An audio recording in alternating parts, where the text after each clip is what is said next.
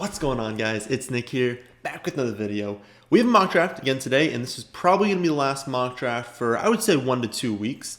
Definitely next week, I'll be starting some Dynasty content, doing either the running back or wide receiver video for running backs and wide receivers to trade for in Dynasty League, some guys that I really like.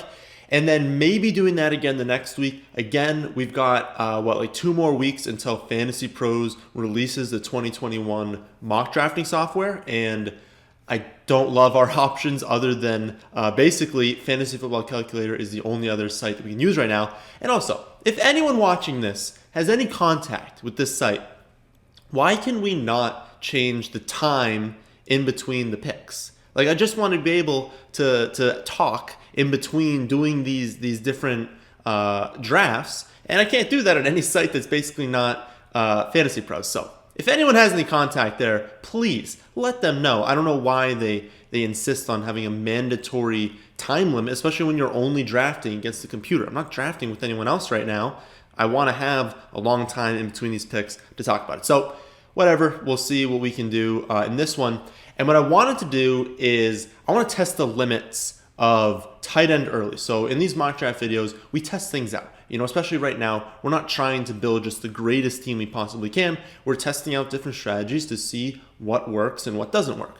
And a big thing this year, like I've been talking about, is going to be tight end early. People are looking at Kelce, Waller, Andrews, Kittle, and basically like a cliff after that. And you can honestly say a cliff after Kelce and Kittle into, I'd say a little bit of a drop-off into Waller, and then a cliff into everyone else, because Andrews was still very inconsistent, had very little upside most weeks. So when we look at that and we say it's a huge advantage, we want to be targeting tight ends early, right? And so what are the limits of that? So I want to try taking Kelce just 101. I want to see in a 14-team league. So this is just saying I'm in a very, very deep format. I'm taking him with the first pick. This is not something that anyone's actually going to do, you'd think, but can we build a team with this? And if we can still build a team that we think is extremely strong, well, that gives a lot of merit to taking him very early, because we know our team is still going to be good. So I want to see how this works out. I haven't actually tried this yet, so maybe it's going to work out horribly. But yeah, 101, 14-team league. We'll do full PPR. I feel like that's what the majority of people use. So let's start this off. So there's no discussion here. This is what we're taking. Travis Kelce, 101. Next pick, we basically expect all of the top end running backs to be gone. We expect Kittle to be gone, but obviously that doesn't matter to us. I wonder if, and again, we'll see in a second, like if, let's say Mahomes was still there, do you take Mahomes? I mean, the championship team I had last year had Kelce and Mahomes, and it had McCaffrey first. McCaffrey didn't even play. So we practically went undefeated for the entire season, dominated every single week, and we didn't have our first overall pick. So could you just take Kelce and Mahomes to start? Now, obviously, you can this one because he just got taken. It's not a bad idea. But he got taken, so we're not going to have that option. We want to hide the drafted players for sure.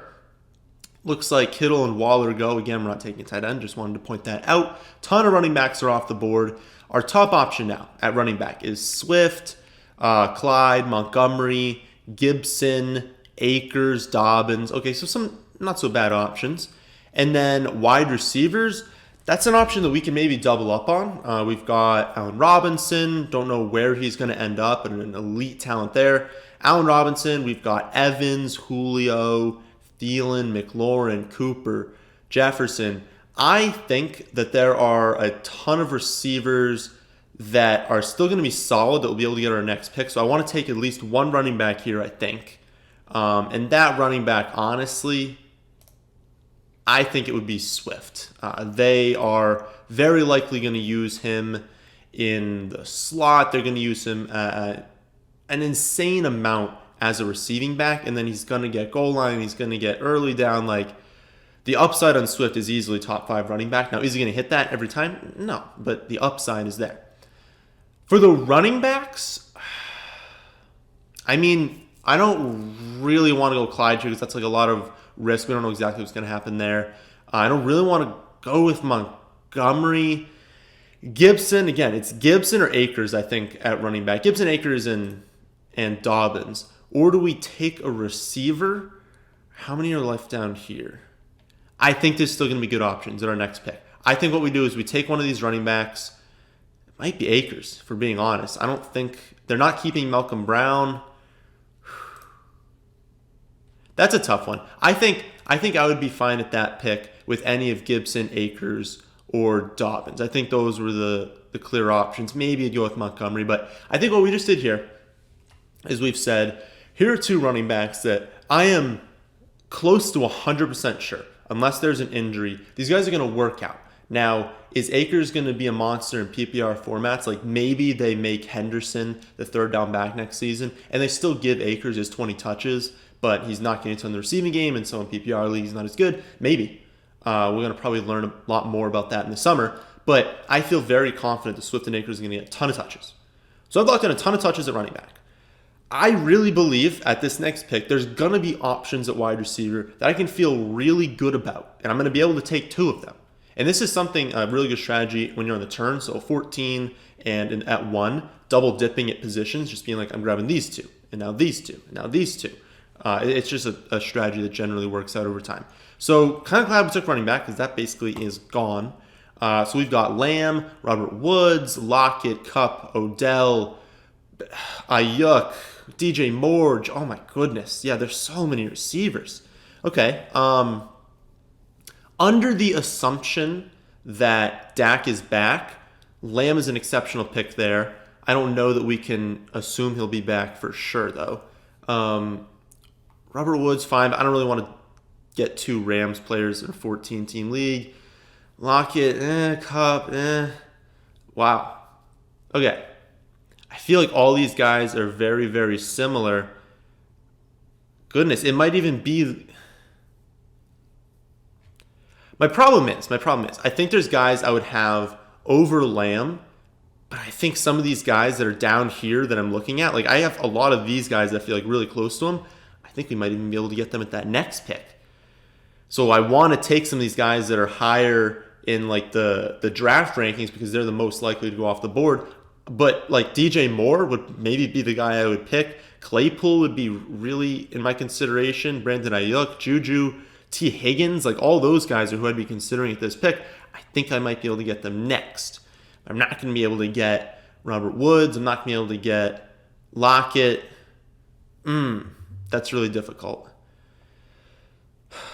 We could do quarterback. Wilson. No, I don't want to do quarterback. All right, we're doing wide receiver. We have 15 seconds to decide.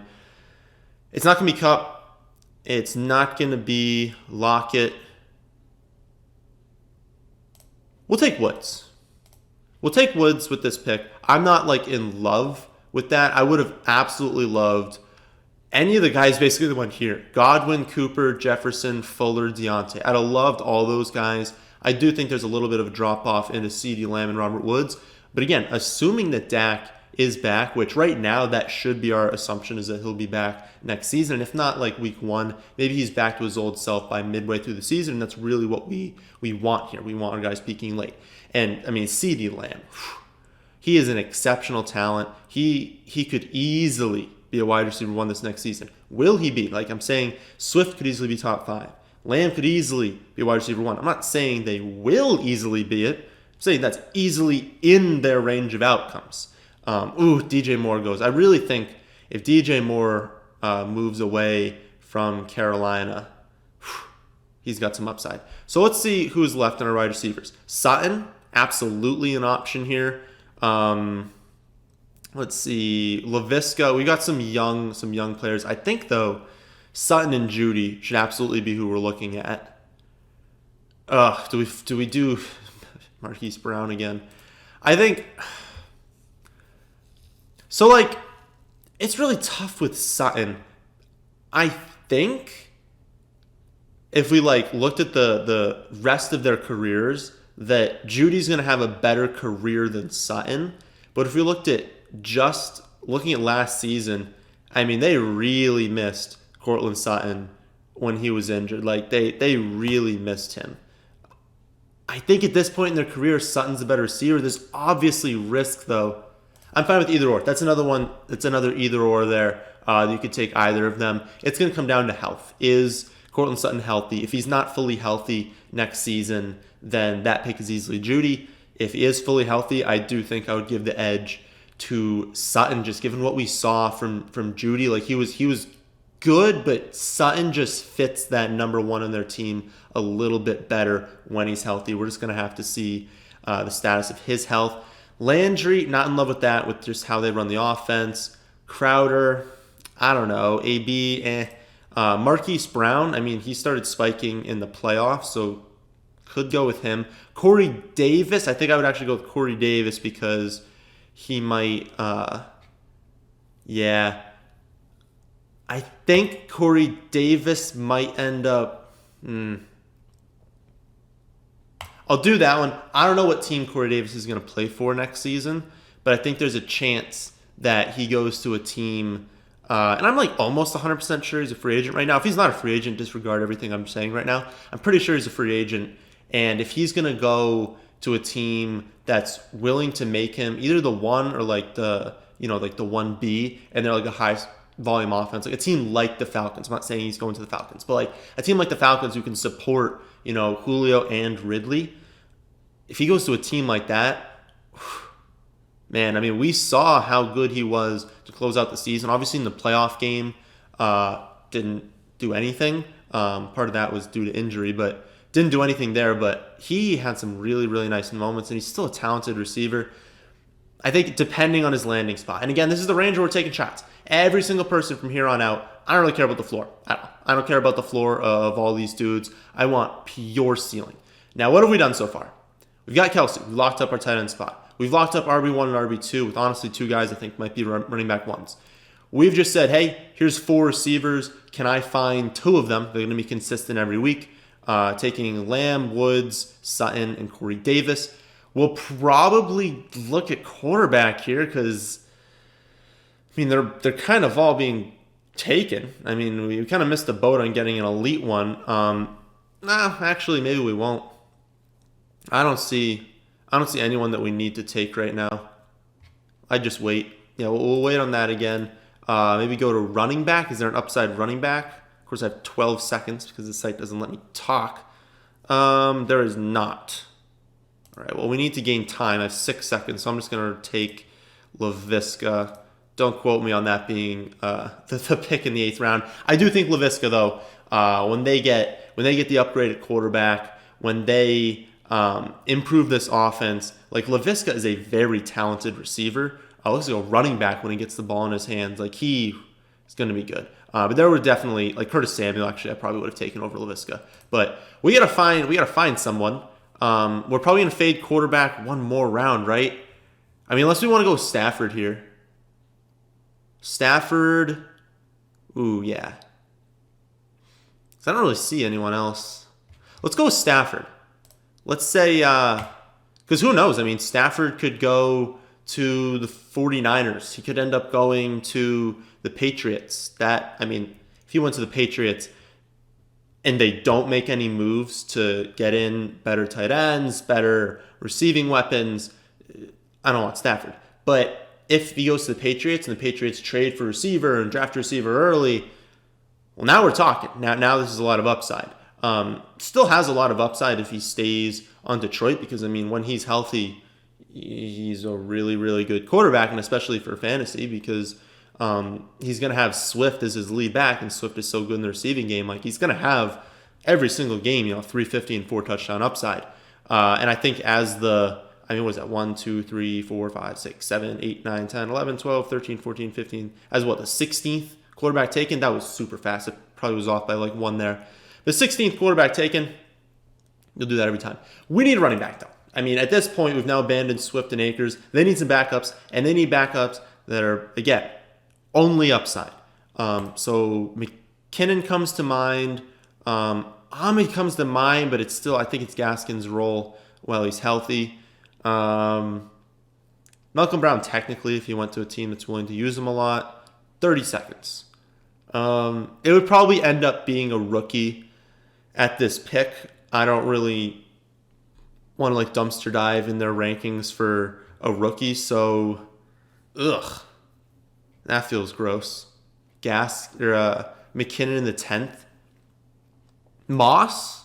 Ooh, that's an option. Okay.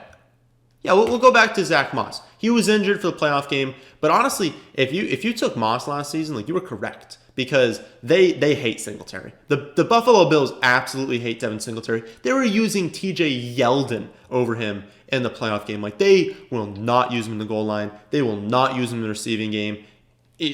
This could easily be Zack Moss's job again this season. And a ton of people got burned, so they're probably not going to go back to him.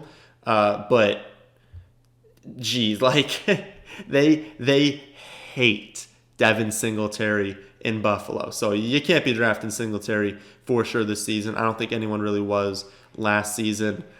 I mean, it's gross at running back. Rashad Penny, I guess you can hop back on that train in 13 seconds. Can we find someone better than McKinnon? I don't see anyone. We'll grab McKinnon because, again, he's absolutely not going to be a 49er next season. Is a team willing to take a chance on him as like a second and third down back because no one's giving him a featured role? But if a solid offense can bring him in for a few carries a game and a few targets per game in a full PPR 14-team league in the 11th round, if I can get someone who secures a third down role but also having some upside on early downs, that's good. Like that's a good pick. Why? Yeah, we saw this I saw this again. Robert Tonyan he's listed as a wide receiver on this website. I don't know what this website's doing. We have what? Two more picks until. So we'll take a running back and a wide receiver, and then we'll do the defense kicker 14, 15. Yeah, we have two more picks. Again, I have no idea from these running backs. So we'll look at wide receiver. Mike Williams is a solid option. Denzel Mims could take a step forward. Darnell Mooney, I like. Mecole Hardman, if they ever give him the actual role. Rager could take a step forward. Why is Matthew Slater this high? Everyone else is probably buried. I guarantee you there's options, but they're definitely just like buried in these rankings. If Funches could come back to a team. How much time are we at? 22 seconds. I think among these players, it would probably for me right now come down to Mooney and Mike Williams. But probably Mike Williams. He just fits that mold of a player that definitely the weekly upside. But if he ever can be consistent in getting 8, can he get like 8 targets a game? He's going to get downfield work. Can he turn 8 targets into like on average like 4 for 60 and kind of mix in some touchdowns here and there, be a little bit under 1,000 yards, have 10 touchdowns? I mean, that's what you're kind of hoping for with Mike Williams, but that's I think a relatively safe pick in the 12th round here because at least he's going to have a role in the offense. I really don't feel that bad about our running backs here. It's just that like I don't see, I guess Boston Scott, Malcolm Brown if he goes somewhere, and Ahmed. Those are really like the options right now. And Rashad Penny. Oh, I should have done this. Not you. I don't think we would need to take a wide receiver there. Yeah, I guess Boston Scott. I don't know. I think we got to wait for Fantasy Pros to actually have rankings that aren't completely absurd. Because I guarantee you this guy, like McFarland, I guess could have been Vaughn. Lynn Bowden could have been an option, and they're just like tanked in these rankings. Like it's kind of hard to look down here and see the names. But yeah, I do like going even here and just taking another shot at running back, just because, again, it's 14 teams, and the odds that on free agency in a 14-team league, your odds are much lower because not only have more players overall been drafted, you're going up against 13 teams in free agency once it opens. So your odds are much lower at hitting on that stud running back in like those first 3 weeks of the season on free agency. And so you don't want to come out of a 14-team draft with 4 running backs, see Moss and McKinnon both not work, and then Swift get hurt, and now you're sitting here with only Cam Akers, and you're like, what do I do now? And in general, at wide receiver, you're probably going to be able to. If, like, worst case scenario, you saw Sutton get hurt and Corey Davis underperform and Laviska's not as good as we think, and you're sitting here with only Lamb and Robert Woods, that's actually not that bad. You know, if you had those two players, we'll just take two here. Who's a good defense? Basically no one that's left. Maybe... Could the Chargers step it up if they can get healthy again? Maybe, yeah. I guess they'd be the highest upside pick there. And then I would probably want Hopkins, Sly. I mean, Sly's like he's a good kicker. He can hit from 50, and that's kind of what I look for in the kickers. And that offense is pretty solid. So... What was it? I was talking about going even. Yeah, I just like if you're gonna favor one position, favor the running back, especially late, because if I was down to Lamb and Robert Woods in this league, and I mean we can pull it up super quickly here. I want to hit the X once it shows up, so I don't leave the page. There's gonna be options for us. So make the pick. Okay. There it is. Let's just say that we needed to find someone on free agency at wide receiver. Well, Higgins, while Odell was out, was solid. I don't really know that he's going to do anything while Odell is healthy again. But Jalen Reagor, like we talked about before, Danny Amendola, especially if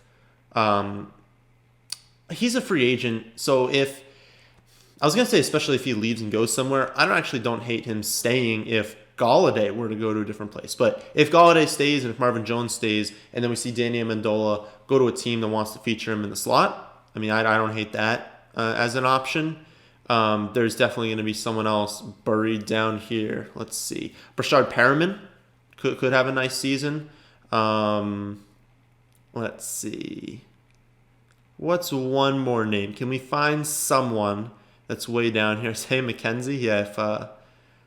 Zach Pascal is an option. Don't love that. Kind of want to see where Pittman went in this draft. I'm really curious where Pittman's going to go in drafts this season. I guess Anthony Miller, you don't really like that. QT, if QT, they decide to continue using him. Trey Quinn, remember that name? Yeah, these are gross. But again, they're going to be filled in with a lot of rookies. I don't even know if the rookies are really on this page right now. So let's go over the team. And let's kind of evaluate if tight end early. And again, I took Kelce 1. Like, in general, my running back is probably going to be like Christian McCaffrey on this team. But I want to see how this works out taking Kelce here. So our starting lineup would be Stafford at quarterback. We'd have DeAndre Swift and Cam Akers at running back. We'd have Lamb and Woods at wide receiver. And then we would flex one of Sutton, Davis, and Laviska. To start the season, it would very likely be Sutton, but again, I don't know where Corey Davis is going. There might be definitely points in the season where we're flexing Laviska. Bench was, of course, the remainders of Corey Davis and Laviska, and then we've got Zack Moss, Jerick McKinnon, Mike Williams, Boston Scott, and then our defense Chargers, kicker Joey Sly. I don't really pay attention to those. We're going to look at who has nice early season schedules. I don't think that it hurt us that much. I really don't. I mean, let me know what you guys think. But on my first impression, again, 14-team league, so your options are much more thin. I really don't think taking the tight end early hurt us all that much. We probably would have been stronger, yes, if we had taken McCaffrey here, and we were able to have McCaffrey, Swift, and Akers. That basically locks up running back. Then we could have said, hey, I'm not touching running back till the very, very end of the draft, not even taking probably Moss there. We'd keep going with wide receivers. But I have an advantage over every single team here. And Swift and Akers, I mean, let's look at some of these teams. Like, would you rather have Swift and Akers or Connor and McKissick? Well, obviously Swift and Akers. Aaron Jones and Damian Harris? Probably Swift and Akers. Zeke and Dobbins? Probably Zeke and Dobbins. We go to Eckler and James Robinson. Would definitely like that. Jonathan Taylor and Hines? No, I'd rather have Swift and Akers. Carson and David Johnson? Rather what we have. Henry and Jacobs? I'd rather have Henry and Jacobs. Although Jacobs in a full PPR league, that's not an exceptional pick there. Sanders and Hunt. So it's like we keep going through these teams. I feel like we have a better running back core than half of this league right now. So we're good there. For the wide receiver core, I'm sure a lot of these teams have like a stronger core than we do. But if you were to tell me that, all of Lamb, Woods, Sutton, Corey Davis were all top 20 receivers next season, I wouldn't be shocked. And then if you told me the difference between the wide receiver 13 and the wide receiver 25 in points per game is like 1, wouldn't be shocked at that either. So even if I have the wide receiver 25, if he's effectively the same as the wide receiver 13, do I need the wide receiver 13? Like, why not have the wide receiver 25? Because I'm going up against Hayden Hurst and Tyler Higbee and Zach Ertz and Logan Thomas and Gronk. Like, that's who I'm going up against at that other position. I'll give up 1 or 2 points at receiver if I'm gaining 10 to 12 points at tight end. I mean, Kelce's like a walking 25. So if I've got 25, and Tyler Higbee has a solid week scoring 7, that's a really big edge that I definitely made up at my wide receiver positions. I definitely made up for at tight end, losing at receiver. So you got to kind of think of it that way. Again, this is not advocating for Travis Kelce at the 101.